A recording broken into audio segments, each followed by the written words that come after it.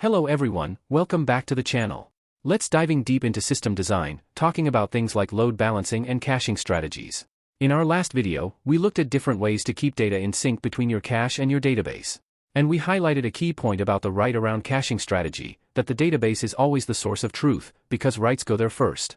This diagram gives us a great overview of DDD. At its core, domain-driven design is about focusing on the core business domain and modeling software around that domain.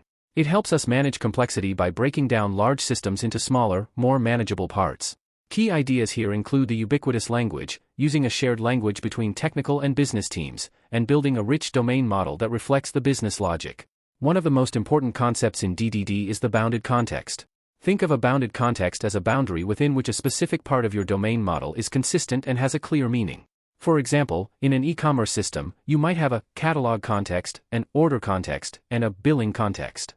Now, let's connect this back to our source of truth concept.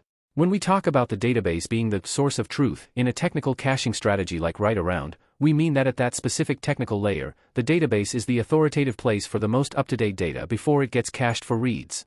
But in a complex system designed with DDD, the idea of a source of truth is also crucial at the business domain level. For example, the authoritative source of truth for product data might live within the catalog context.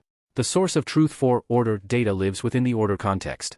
Even if other parts of the system, like the billing context or fulfillment context, cache or reference product or order data, the true source of that data, where it's created and primarily managed, is within its specific bounded context.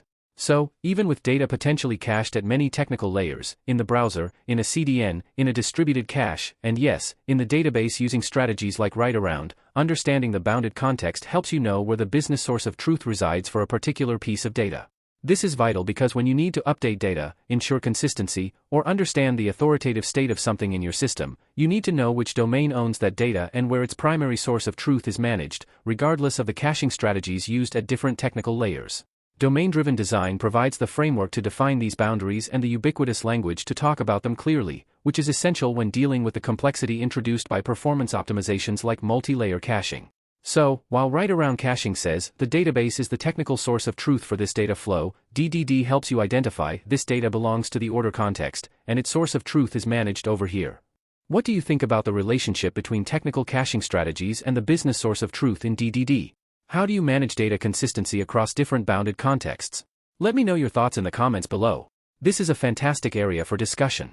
If this connection between caching and DDD was helpful, please give this video a thumbs up. Subscribe for more insights into building robust and well-designed systems. Thanks for watching, and I'll see you in the next video.